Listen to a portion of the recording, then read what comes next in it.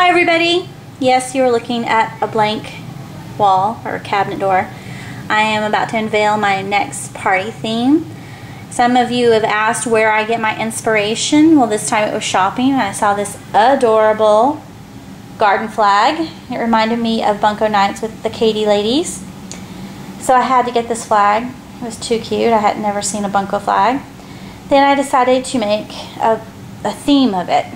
So let me back up and show you the wreath. Again, it's big and blingy, and it says roll from the Let's Roll on the garden flag. Let me first talk about the materials I used.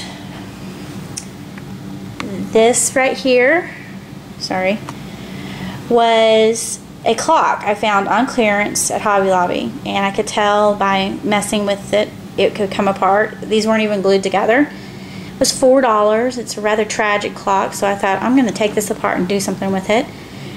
And then I painted the letters, which I got half off last week, with Krylon Black. Spray painted them.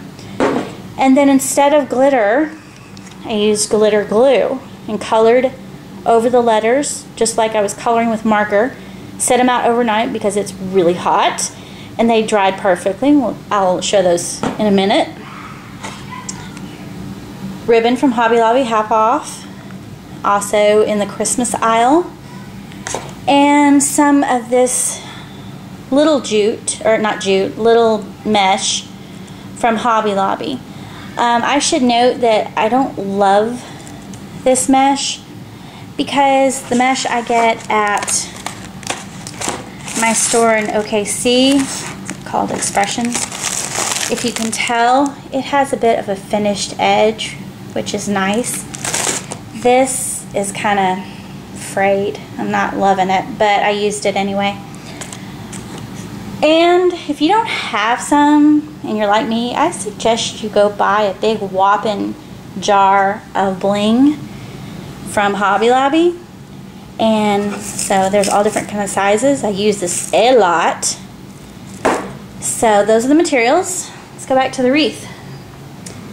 Now I should talk about the letters. Spray painted and then just colored it in with the glitter glue. And I like it. It's not as bright as my USA wreath, but it also gives kind of a space look. So this would be a good medium to use if you're going to do anything space, Star Trek, anything like that. And then my bestie, Rachel, she put some letters up in her daughter's room and added bling, and I loved it. So thank you, Rachel, for the inspiration. I added the bling here on all the letters. I think it just makes it pop a little bit. Of course, I used the pink deco mesh, and in places I wadded up like 2 or 3 folds over of the silver and stuck it in there and just tied it with the anchors. And you can't really tell, but I added a little bit of boa. I cut up boa and doubled it over and wired it in there. So over here, very messy, but pretty.